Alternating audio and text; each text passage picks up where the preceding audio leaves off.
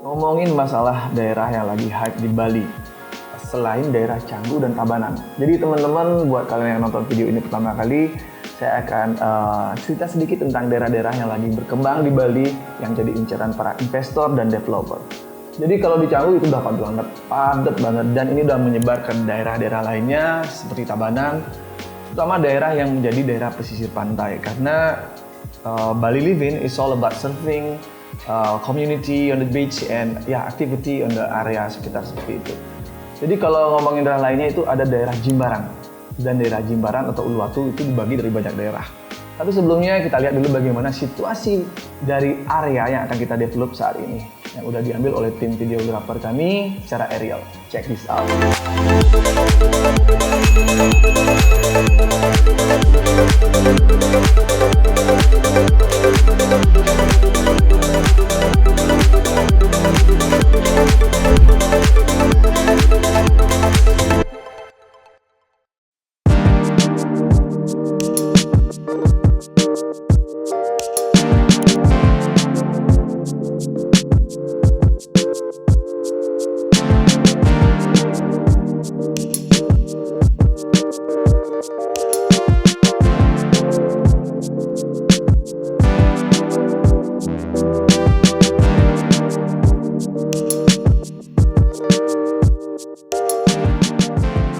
Oke, that was the video about the aerial drone shot, dan ya daerahnya bagus banget teman-teman.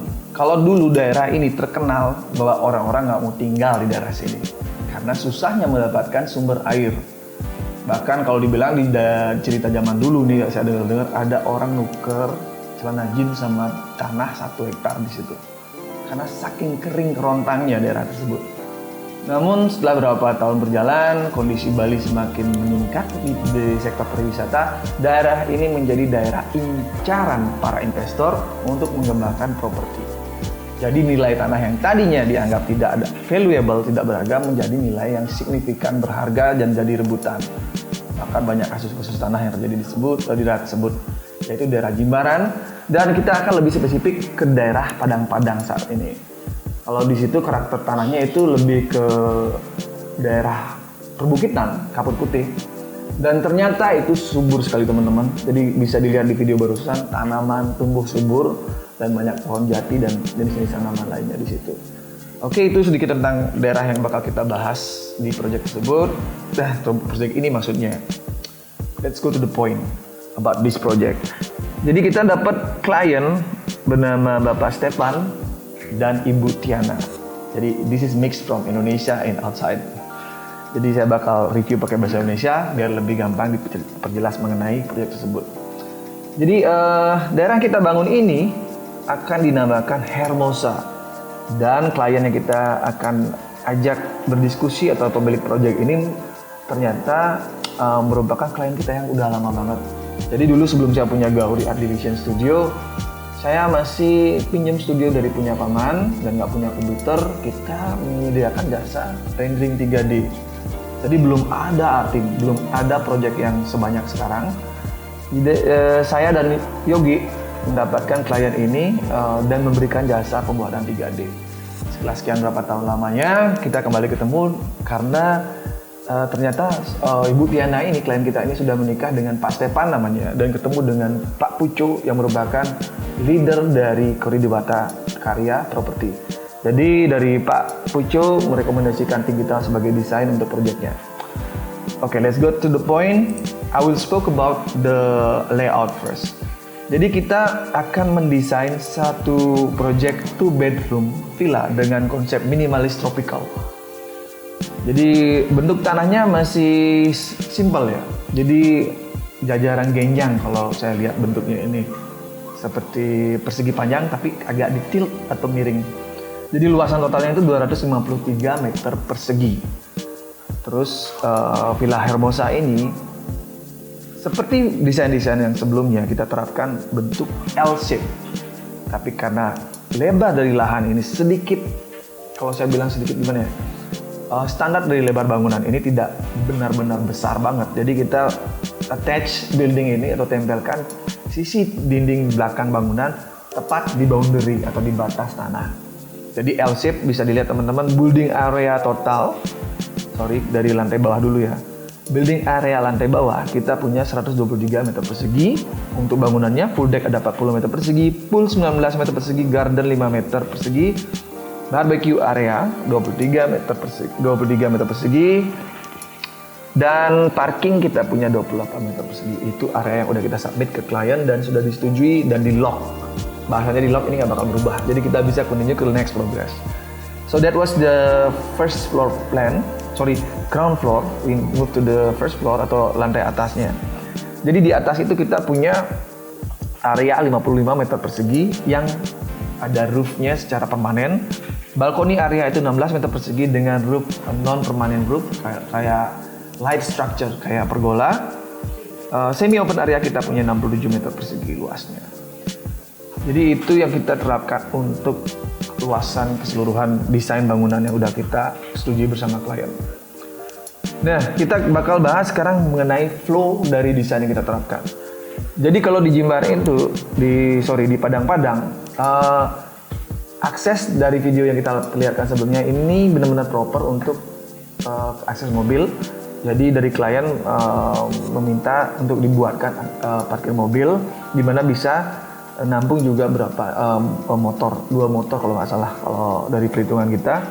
Dari parkir area kita ada akses masuk. Di sini kita berusaha memberi impression yang bagus. Jadi kalau kita bikin desain bangunan villa itu, gimana sih membuat mood seseorang sebelum dia masuk ke area villa?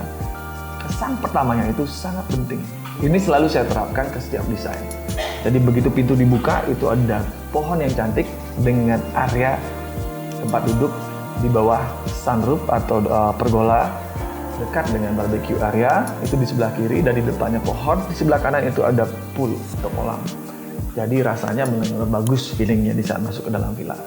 Setelah masuk ke dalam, di sebelah kanannya banget di sebelah pintu itu ada akses tangga naik ke atas semi balkon area dan open teras. Lalu kalau melangkah lebih masuk ke dalam, dari decking kita menuju area dapur. Kita punya kitchen lengkap dengan kitchen island, bersebelahan dengan dining area dan mampu menampung 8-10 orang. Jadi kalau ada party cukup. Dan L-shape sofa yang membelakangi kolam dengan posisi TV yang tepat di boundary atau garis batas bangunan dinding tersebut.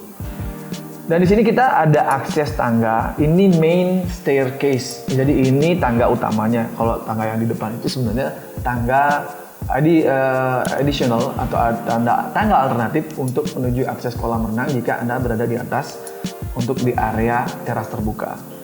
Dan di paling terakhir itu ada area untuk bedroom yang di ground floor atau lantai bawah.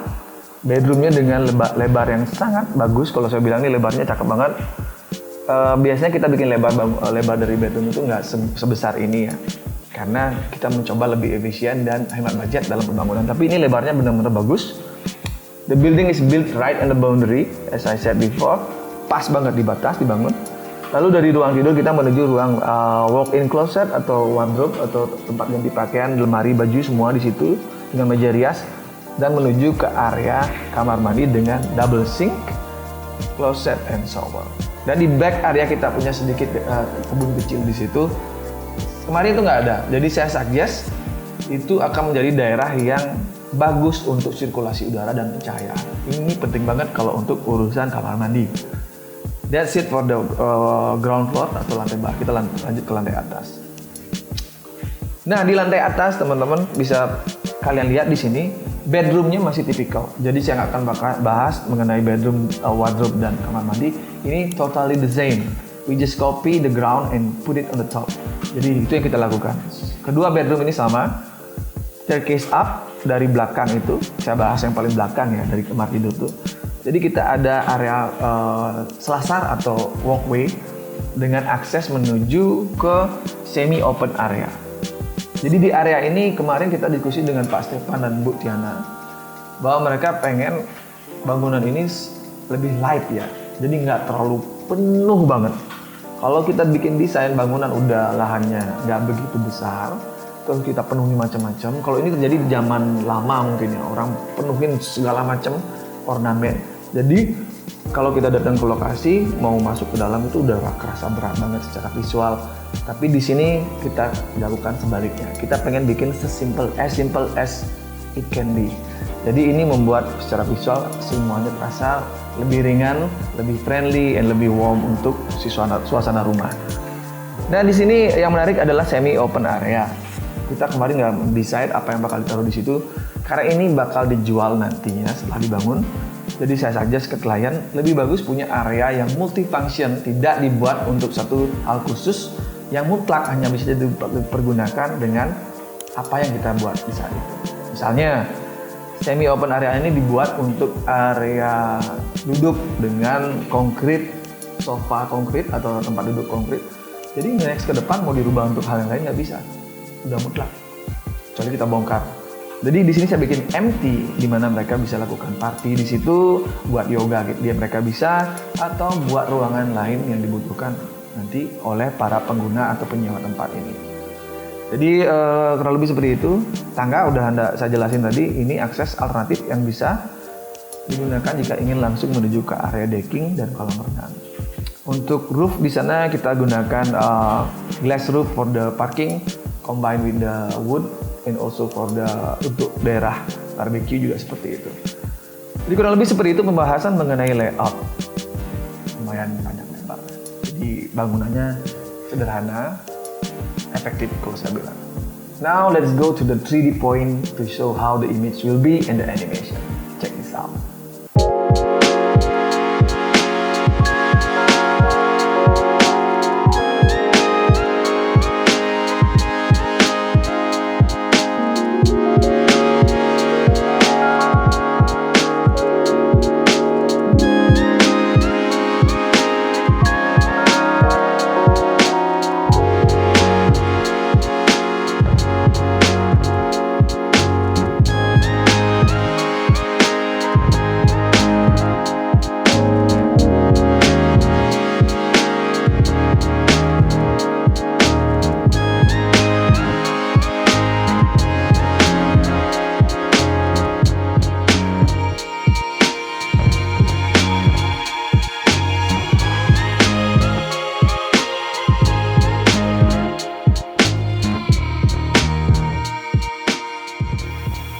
Oke, itu dulu untuk video pertama Villa Hermosa. Jadi ini seperti menemukan harta karun yang hilang.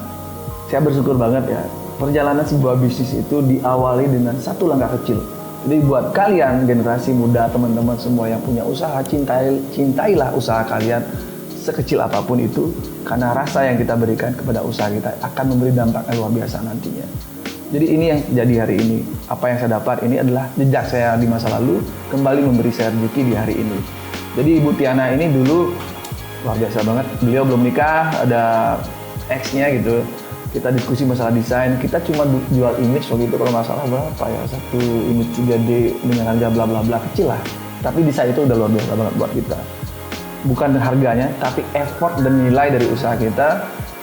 Sampai hari ini Bu Tiana akhirnya decide, okay, we want to go with you guys because I know you since the beginning. Jadi mereka udah kenal kita, mereka merasa nyaman dan mereka gas projectnya dengan Gauri Art Division Studio. This is a big opportunity. Jadi nanti kita nantikan di video berikutnya bagaimana proses selanjutnya untuk villa ini, di mana Villa Hermosa ini akan dibangun kemungkinan 2 unit atau 1 unit, dan akan ada project-project berikutnya yang akan diberikan oleh Ibu Tiana dan Pak Stefan. So guys, thank you for watching. Stay tuned in our channel Gauri Art Division Studio.